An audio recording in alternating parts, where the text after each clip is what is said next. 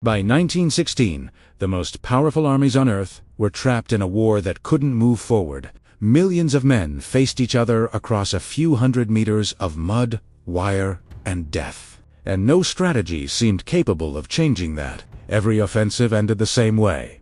Massive losses, minimal gains, and the trenches still standing. Desperation pushed military leaders toward an idea so radical it sounded almost absurd at first. A machine meant to cross no man's land, ignore machine gun fire, and break defenses that had proven untouchable. It looked crude, moved slowly, and inspired more laughter than fear. But when this experiment finally appeared on the battlefield, everything changed.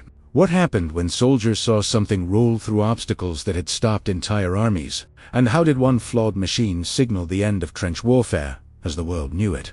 But to understand why this was the only option left, we must go back to when the war collapsed into stalemate. By the end of 1914, the First World War had transformed from a war of movement into a war of paralysis. Initial hopes for quick breakthroughs collapsed after the First Battle of Ypres, as both sides dug into the soil of the Western Front. Trenches stretched from the North Sea to the Swiss border, freezing the conflict in place. What followed was not maneuver, but endurance. Armies faced each other across devastated landscapes, unable to advance without catastrophic losses. This static reality defined the war for years and created a crisis no existing weapon could solve. The trench system was not a single ditch, but a complex defensive network built in depth. Frontline trenches were supported by secondary and reserve lines, all connected by communication trenches. This layered structure absorbed attacks and prevented breakthroughs. Even when an assault succeeded against the first line, advancing troops were exposed to counterattacks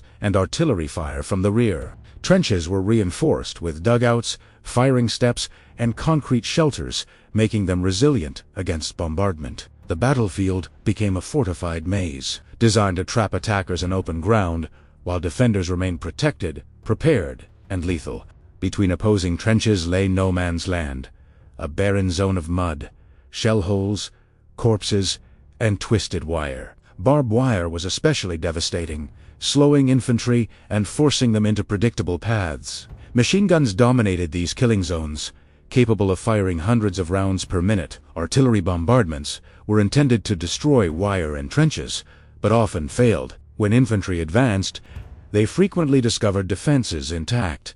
The result was predictable. Waves of soldiers cut down before reaching enemy lines. Offensives consumed tens of thousands of lives, for gains measured in meters, not miles. By 1915 and 1916, Allied commanders faced growing frustration. Massive artillery barrages, human wave assaults, and repeated offensives failed to break the deadlock. The Battle of the Somme alone demonstrated the limits of existing tactics, producing enormous casualties with little strategic success. Military and political leaders understood that continuing the same methods would only prolong slaughter. There was an urgent need for a weapon that could survive machine gun fire, cross trenches, crush barbed wire, and protect advancing infantry. Without such innovation, trench warfare threatened to remain unbeatable. This desperation drove British leaders to consider radical solutions. Since the onset of trench warfare, the idea of an armored vehicle capable of crossing shattered terrain had lingered in military thinking. The goal was clear: restore movement to the battlefield and end the dominance of static defenses. An armored machine combining protection, firepower, and mobility could change everything. It was not conceived as elegant or perfect, but as necessary. From this strategic dead end emerged an experimental answer to the war's greatest problem, one that would soon roll into no man's land. If this story has drawn you deeper into the deadlock of trench warfare, take a moment to support the channel. Leave a like, subscribe, and turn on notifications, because the solution to this impossible war did not arrive as a masterpiece.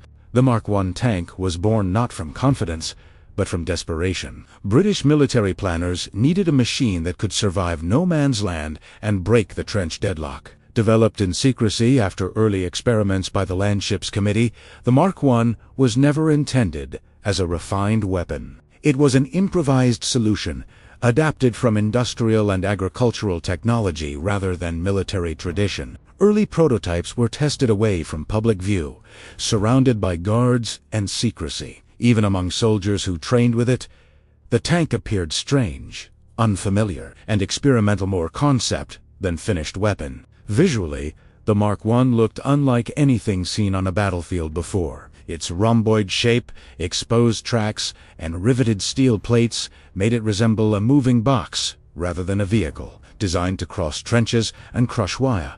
It sacrificed speed for obstacle-clearing ability. The tank moved at walking pace, often slower, and struggled on uneven terrain. Steering required brute force and coordination from the crew. Its design reflected the battlefield problem it aimed to solve, but also revealed how limited early 20th century technology was when pushed into an entirely new role. Inside the Mark I, conditions were extreme. Crews endured intense heat, engine fumes, deafening noise, and constant vibration. Communication was nearly impossible, and mechanical failures were frequent. Engines overheated, tracks slipped, and tanks became immobilized in shell holes or collapsed trenches. Many broke down before reaching enemy lines. These limitations reinforced skepticism among observers. Too many soldiers, the tank seemed unreliable and impractical. Even those who believed in its potential understood that it was fragile, unpredictable, and far from the decisive weapon needed to end trench warfare on its own. German perceptions of the tank before combat ranged from curiosity to ridicule. When rumors circulated, descriptions were inconsistent and often exaggerated. Some dismissed the idea of a landship as unrealistic. The notion that a slow, noisy machine could survive modern firepower appeared absurd.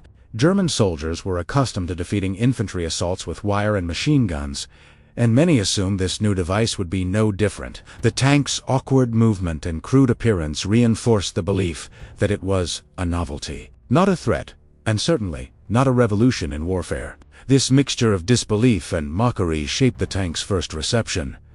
The Mark I did not inspire immediate fear. It inspired laughter. Its flaws were obvious, its speed unimpressive, and its reliability questionable. Yet its purpose was singular: to do what infantry could not, despite being underestimated. It embodied a new idea that machines could shield soldiers from fire and force movement back into the war. The Mark I was not respected because it was perfect, but because no one yet understood what would happen when it finally reached no man's land. By mid-September 1916, the Battle of the Somme had dragged on for over 2 months, with staggering losses and little progress. British commanders searched desperately for a way to revive a stalled offensive that had consumed entire divisions. It was in this context that the Mark I tank was committed to combat for the first time, during the Battle of Flers-Courcelette on September 15th. 49 tanks were assigned to the attack, spread along the assault front. Although plagued by mechanical problems, their appearance marked a decisive psychological turning point in the battle. When the tanks began to advance, they emerged slowly through smoke and shell holes, completely unexpected by German defenders. From the air, observers watched the machines lumber forward in narrow lanes cleared for their movement. Tanks crossed terrain that had previously halted infantry assaults without pause. They rolled over shell craters, collapsed parapets, and trenches thought to be impassable. For the first time, a machine moved directly through the defensive systems that defined trench warfare. Even before their tactical impact became clear, their presence alone shattered German assumptions about battlefield limits. As the tanks reached German positions, their physical effect became undeniable. Barbed wire defenses were crushed under steel tracks. Machine gun fire rattled harmlessly against armor, bullets striking and skidding away. Infantry followed closely behind, advancing where they previously would have been annihilated. In villages like Flers, tanks pushed directly through enemy-held streets, forcing German troops to flee or surrender. Although many tanks broke down or became stuck, those that advanced created gaps in the German line that infantry could finally exploit, even if only temporarily. For German soldiers, the encounter was deeply disorienting. Few had ever heard reliable descriptions of tanks, and those who faced them struggled to understand what they were seeing. Letters sent home described armored vehicles in contradictory and fantastical ways. Some called them armored automobiles.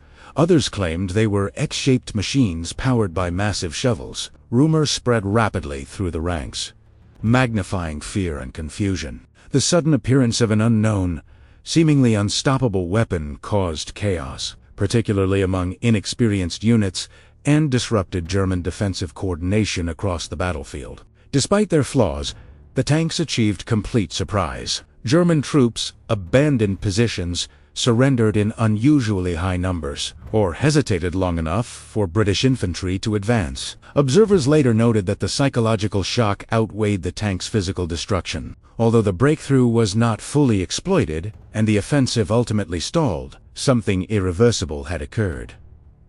The Germans no longer laughed. The battlefield had changed, and the belief that trenches were invincible was broken. September 15th, 1916, became the moment when warfare itself began to transform. The Mark I tank did not win the Battle of the Somme, nor did it deliver the long-awaited breakthrough commanders had hoped for. Mechanical failures, poor coordination, and limited numbers prevented it from being decisive on its own. Yet its true significance lay elsewhere. For the first time since trench warfare began, a weapon demonstrated that static defenses could be breached. The tank proved that barbed wire, machine guns, and trenches were not unbeatable. This realization alone marked a turning point, forcing both sides to rethink how future battles would be fought. In the months that followed, the psychological impact of tanks lingered across the front. German soldiers spoke of tank fear, a mixture of uncertainty and terror caused by facing an unfamiliar weapon. Although German forces quickly developed countermeasures,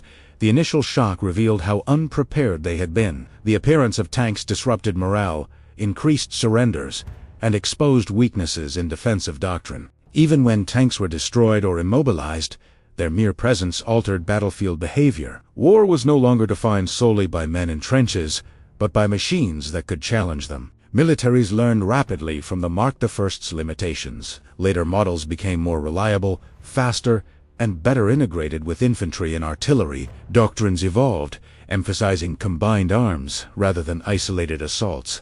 Although tanks did not decide the First World War, their potential became undeniable. By the end of the conflict, commanders understood that future wars would not be fought through static defense alone.